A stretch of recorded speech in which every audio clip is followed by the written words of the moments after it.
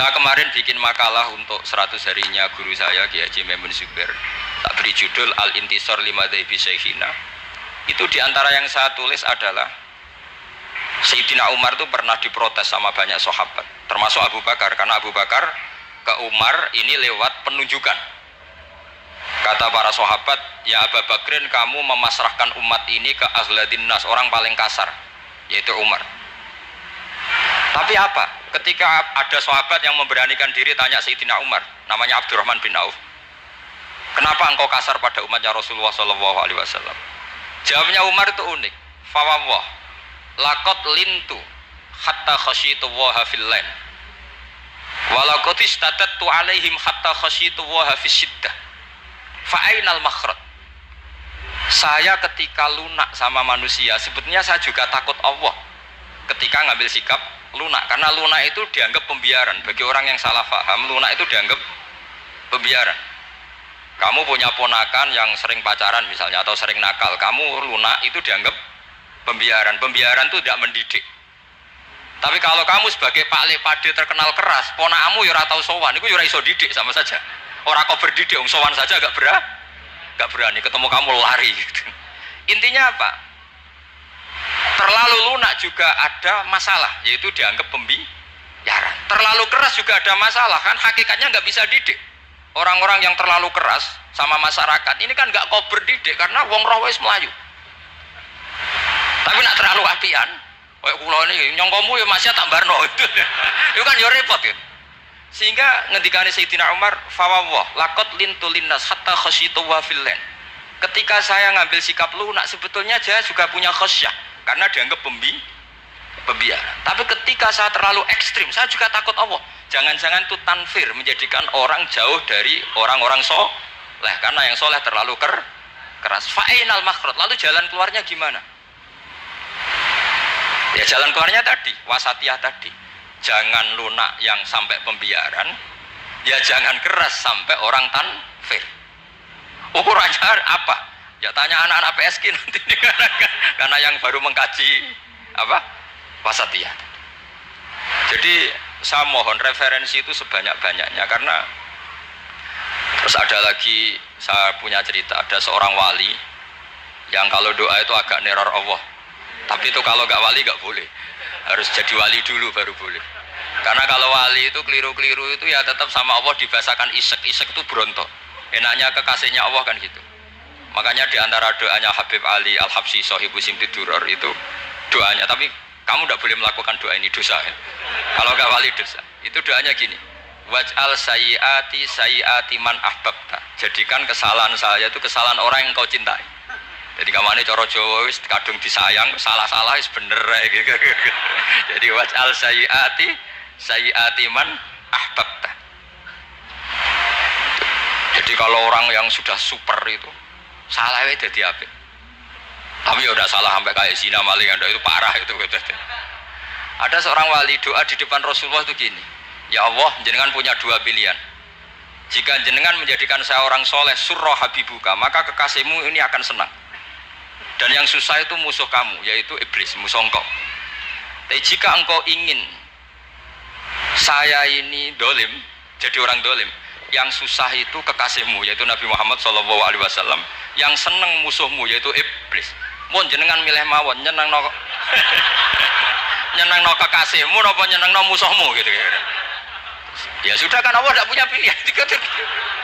Mana mungkin Allah ingin menyusahkan kekasihnya, yaitu kanjeng Nabi Muhammad SAW. Sama, semua ulama tidak ingin umatnya Nabi matu khinal maksiyah, mati dalam keadaan maka kita berusaha semaksimal mungkin, semoga mereka tobat. Semua Quran itu la'allahum yarji'un, la'allahum yantaun, diharapkan mereka Allah yang Tuhan saja, yang al-ghaniyul mutlak, Allah yang al-jabbar al-qahhar saja, sama orang-orang yang asrafu ala anfusi masih dipanggil-panggil, wa anibu ila rabbikum wa aslimu lah. Allah yang Tuhan saja memanggil yang sedang di luar dipanggil masuk. Masa kita gara-gara soleh yang over, yang sudah di dalam mau dikeluarin? Itu kan apa-apaan itu. Makanya ini pasti tak dukung Islam Wasatiyah. Jadi saya dukung itu bihujjatin, bukan karena saya hormat Pak Kores orang sepuh, itu enggak. Memang bihujjatin. Kalau soal dukung karena orang sepuh itu etika, apa? Etika. Tentu saya lakukan itu, pasti saya lakukan karena itu etika. Tapi lebih dari itu karena bihujjatin wadihah, bihujjatin bayyinah. Memang logikanya seperti itu. Allah yang Tuhan saja selalu memanggil yang luar dimasukkan ke dalam. Masa yang sudah di dalam dikeluarin? Makanya kitab Ithaf, kitabnya Sayyid Zabidi itu, Sayyid Murtado Az-Zabidi, itu bab takfir, itu beliau ngeritik entek ngamek corong Jawa sampai sekian kuras. Sampai beliau mengutip fa'innal imama la ayyukhti'a fil afwi khairun min ayyukhti'a fil uqubah. Kowe de keputusan salah nyepuro luwih apik timbang salah nyekso. Nyepuro salah tetep bener. Tapi nek nyekso bener ora mesti bener. Fa'innal imam la ayyukhti'a fil afwi khairun min ayyukhti'a fil uqubah. Sehingga beliau terus hampir sekian kuras. Coba hadis di Muslim, di Sahih Muslim itu Usamah ya. Kalau di Sahih Muslim itu rawinya disebut Usamah bin Zaid. Tapi di beberapa riwayat ada yang menyebut itu tidak Usamah. Sehingga banyak syarah mengatakan itu ta'addudul waqi'ah, memang kejadiannya dialami sekian sahabat. Itu ada perang gitu ketika musuhnya terdesak. Padahal musuh ini sudah memotong sekian tangan sahabat, ada yang sudah pernah baca sahabat. Ketika terdesak dia mengatakan la ilaha illallah Muhammadur. Singkat cerita oleh Usamah tetap ditusuk sampai mati. Tapi sama Rasulullah ketika lapor, kamu membunuh setelah mengucapkan la ilaha illallah ya Usamah? Iya. Tapi innama qolaha muta'awwidan, dia mengatakan kalimat itu karena muta'awwidan, nyari perlindungan saja. Afala syaqaqta an batni, afala syaqaqta an qalbi. Sudah kamu lihat di dadanya. Kalau dia betul-betul ngomong karena muta'awwid dan jangan-jangan karena iman betul. Terus memangnya ketika kamu iman, orang-orang sahabat itu rata-rata kan pernah kafir. Memangnya ketika kamu iman tak curigai kan enggak gitu. Langsung saya terima, kenapa ini main curiga kira-kira. Sampai seperti itu. Saktinya kalimat la ilah. Jadi kalaupun diomongkan muta'awwidan saja tetap sah. Meskipun ngomongnya hanya untuk perlindungan dari apa? Safe dari pedang. Malah ada riwayat lain yang menyebutkan itu udah Usamah di tafsir Qurtubi itu yang ya ayyuhalladzina amanu idza darabtum fi sabilillahi fatabayyanu wa la taqulu liman alqa ilaikumus salama lasta mu'mina. Itu kalau di riwayat Qurtubi lebih ekstrim lagi. Si orang tadi tidak Usamah, jelas pastikan itu tidak Usamah, ada yang lain tidak Usamah. Itu bantah Nabi. Ya Rasulullah, andaikan belah dadanya orang itu saya belah, apakah kemudian saya tahu apa yang ada di hatinya? Jadi Nabi jadi dibantah. Ya rodok khawarid. Jadi Nabi masih dibantah. Kata Nabi, ya enggak, kamu tetap enggak tahu apa yang ada di hatinya. Loh, terus masalahnya apa? Masalahnya begini. Setelah kamu belah dadanya, kamu tetap enggak tahu hatinya kan? Fala anta ta'lamu ma fi qalbi wala anta tusaddiqu ma fi lisani. Jadi kowe udah dadi wong kacau. Ngerti hatinya yang enggak, percaya lisannya juga enggak. Kan enggak ada hujah yang kamu ambil. Harusnya kata Nabi profesional dong. Nak roh hati ini rujukannya lisan. Lah ini enggak, hatinya kamu enggak tahu, lisannya enggak kamu percaya, langsung kamu pakai itu apa? Seperti saya sama jenengan kan gampang, aku raro niate sampean ngaji api apa raro. Sementing tak kongkon ngaji berarti seneng ngaji. Jadi jelas ada yang diambil. Makanya semenjak itu para ulama rata-rata itu hampir semuanya itu Islamnya wasatiyah.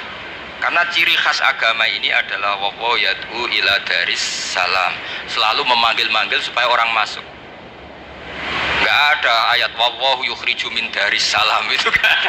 Allah mengusir orang min daris, tidak ada.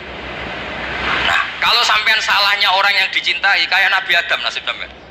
Nabi Adam itu salah karena makan apa sajaratil khuldi. Kata cerita-cerita gitu loh. Nanti bisa diperdebatkan. Sajaratil khuldi itu nama larangan, itu nama salah sebetulnya. Nanti tanya Pak Kures, itu kan sebenarnya gini. Istilah khuldin itu bahasa setan.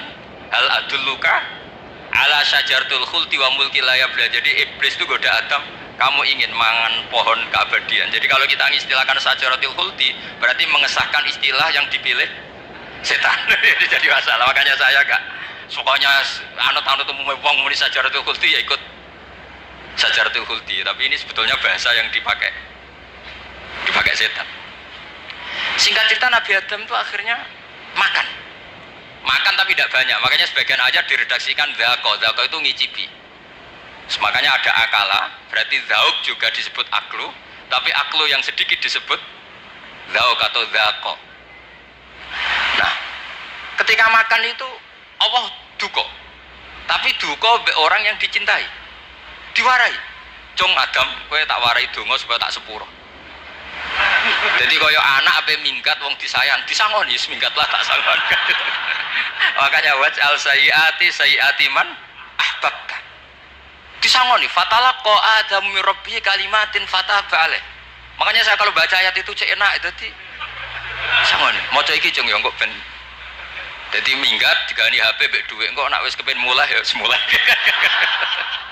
Makanya itu jadi Quran itu luar biasa. Akhirnya Nabi Adam yang benar diusir, tapi sudah bawa bekal, diwarai baik pangeran. Nah ternyata apa? Maksiatu Adam itu maksiatu mu'azzimin. Maksiatnya orang yang sangat menghormati Allah. Jadi kalau kamu ingin jadi wali itu pertama harus kamu berstatus al-mu'azzim, al-musabbih. Ternyata kata kuncinya gini, kata tafsir Ibnu Katsir ini. Waqo sama huma inni lakuma laminan nasihin. Saya ini kan muridnya Mbah Maimun, muridnya bapak saya.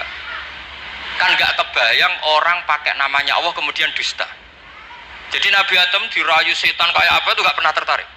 Gak pernah tertarik. Tapi akhirnya setan bilang, wallahi demi Allah, bahwa saya menyuruh kamu makan buah khut itu laminan nasihin. Wallahi, pakai kata wallahi. Terus Allah ya sudah merevisi larangan itu, sekarang sudah bilang boleh katanya. Nah karena kata pakai wawahi, terus kata Nabi Adam, fawawah wa izzatika ya Rabbi, ma dzanantu anna ahadan yahlifu bika kadziban. Ini dawuh Nabi Adam. Adam wis tak kandhani kok ora nurut alasan apa? Terus Adam matur pangeran wa izzatika, demi kehormatanmu ya Allah, fawawahi ma adzunnu anna ahadan yahlifu bika kadziban. Saya tidak pernah ngira ada hambamu, ada makhluk kemudian mencatut nama engkau kemudian dia dusta. Kenapa saya sebut-sebut nanti tadi asmane Mbah Mun? Andaikan saya punya teman biasa bodoni saya, biasa bodoni saya, nipu saya, terus bilang gini, Gus Bah, jenengan ditimbali Mbah Mun, dan dia sumpah, kira-kira tak pikir apa ndak? Ndak, pasti saya langsung meskipun ya dibodoni. Karena saking wibawanya Mbah Mun, sehingga saya ndak ngecek lagi orang ini bohong apa tidak. Nah, Nabi Adam saking wibawanya Allah di hatinya Nabi Adam, kita disebut wawahi. Allah sekarang ngalalkan itu, sudah tidak pikir panjang. Karena dia tidak pernah ngira ada orang mencatat nama Allah kemudian dia dusta. Seperti di dunia santri misalnya ada yang dipanggil Habib Ali, mosok disumpah sih, tenang tau ora. Oh itu mesti teman yang biasa bodoni sampean lah, mesti langsung saking takutnya kan gitu.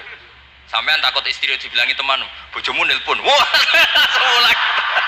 Itu mesti tidak dikonfirmasi lagi itu. Saking takutnya itu. Nah, Nabi Adam itu seperti itu. Saking takzimnya kepada Allah sehingga ketika disebut wawahi. Nah, itu yang kata kuncinya waqa sama huma inni lakuma laminan nasihin fadallahuma bighur. Itu kalau sampean neliti. Ini kesangannya Pak Kures pakai madatul kalimah itu kelihatan. Fadallahuma itu rujuknya ke iblis. Jadi Adam di situ korban terus. Kan waqo sama huma, iblis sumpah ke Adam Hawa. Fadallahuma, iblis menunjukkan Adam Hawa. Sehingga dia dua orang ini maksiat itu semuanya korban. Dia hanya sebagai objek. Kreatornya yaitu iblis. Tapi Nabi Adam sampai tertipu tuh gara-gara tadi. Wa izzatika ya Rabbi, ma adzunnu anna ahadan yahlifu bika kadziban. Ketika menyebut nama engkau, saya tidak pernah mengira ada orang nyebut nama engkau kemudian dia dusta. Bisa bayangkan orang paling brengsek sekalipun teman saya kalau bilang Gus sampean dipanggil Mbah Mun, tentu tidak saya pikir lagi. Atau di pondok sini, Kang diceluk Habib Ali, ditimbali Habib Ali, sampean konfirmasi apa enggak? Enggak kan? Apalagi ini Allah Subhanahu wa Ta'ala. Jadi wong nek sebakat wali. Oh, itu begitu. Nah kalau jenis ini kok salah, itu waj'al sayyiati man ahbab. Kanjeng Nabi dalam lahirnya juga pernah salah dalam lahirnya. Karena Nabi memberi izin orang-orang munafik gak ikut perang.